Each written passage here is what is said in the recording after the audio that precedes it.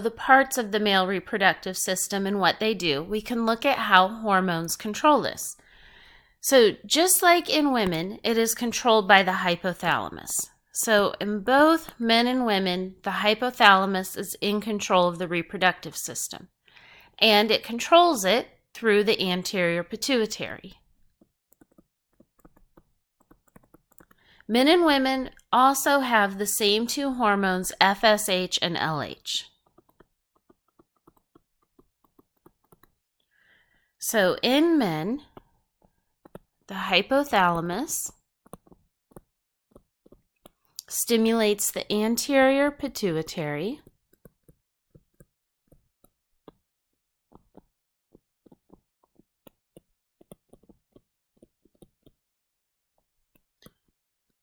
to secrete FSH and LH.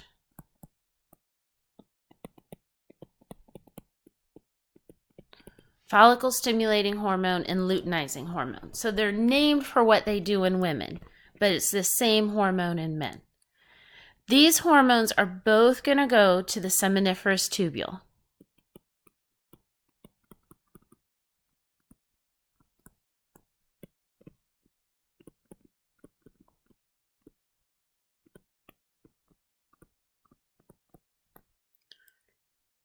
LH is going to stimulate the seminiferous tubule to make testosterone.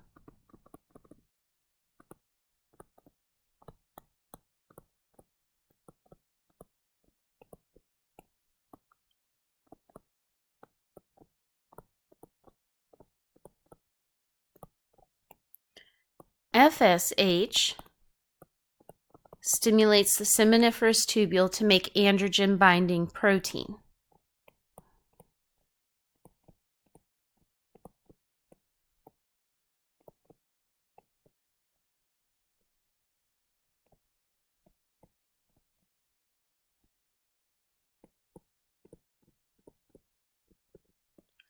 So androgen just means male hormone.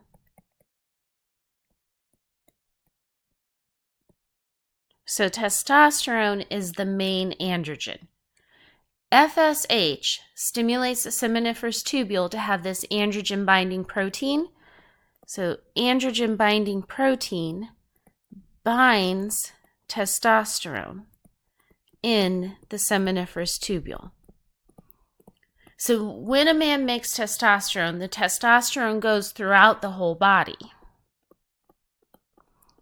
So like any hormone, it travels in the blood throughout the whole body.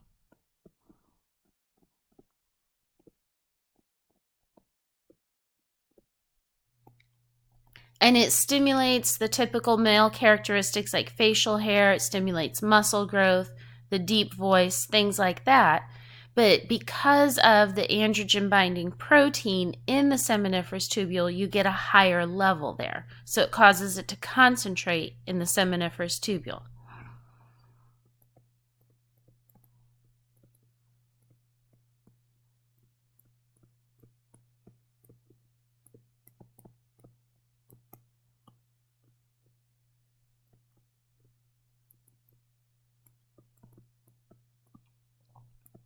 So there's more testosterone in the seminiferous tubule than there is anywhere else in the body. This high level of testosterone is what stimulates sperm production.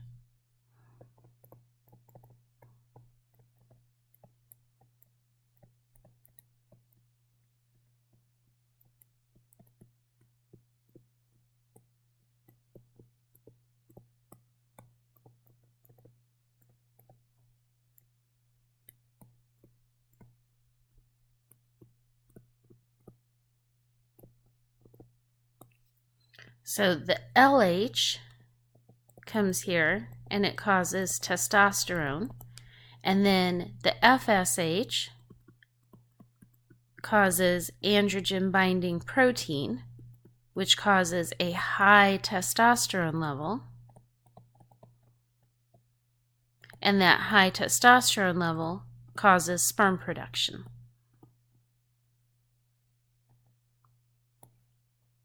Now, in women, there's a monthly cycle of these hormones. In men, there's no cycle.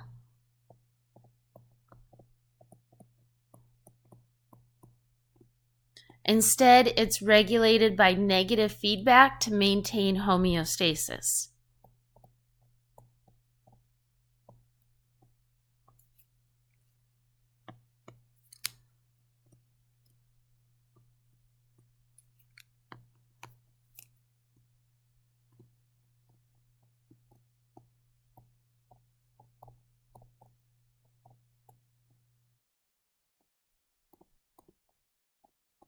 So the hormone levels stay steady.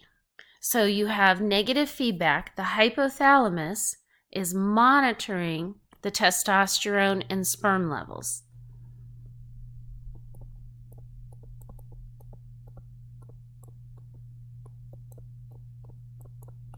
So if the hypothalamus detects that testosterone and sperm are low,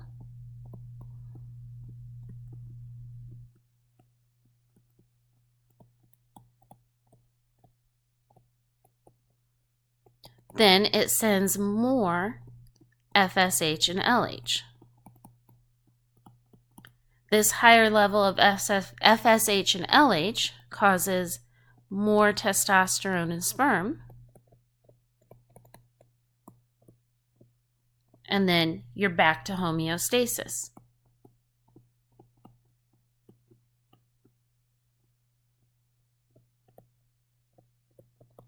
And if the hypothalamus detects that they are too high,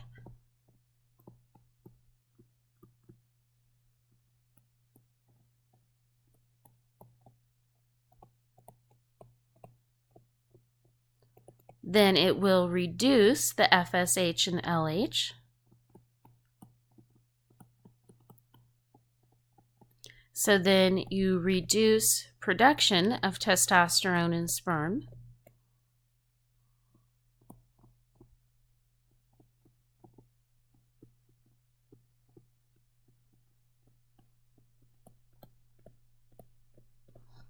And again, back to homeostasis.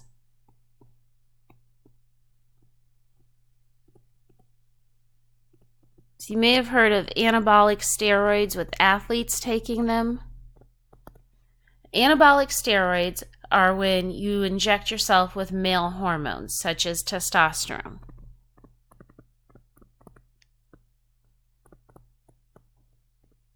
One of the effects of testosterone on the body is it stimulates muscle growth.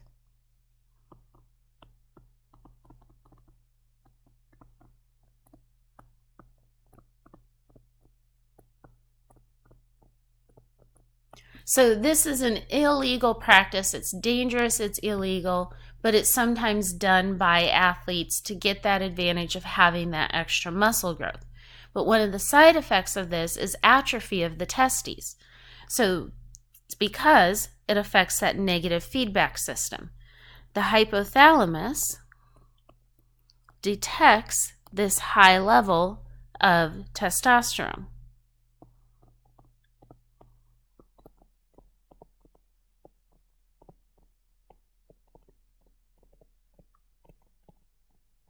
So when it detects that this is high, it reduces the FSH and LH.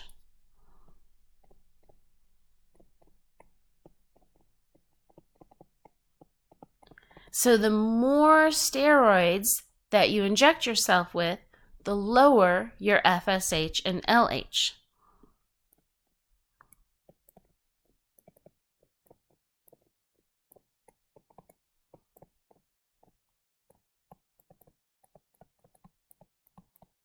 So this means that the testes are not receiving any stimulation to work.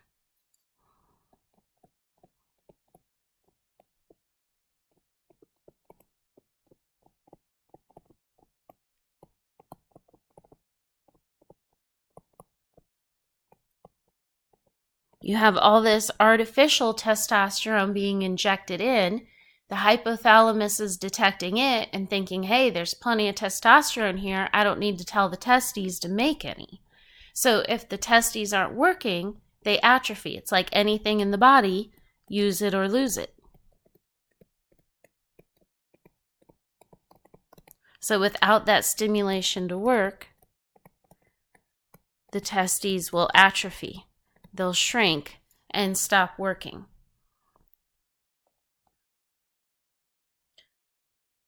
All right, so there is how the hormones control the male reproductive system.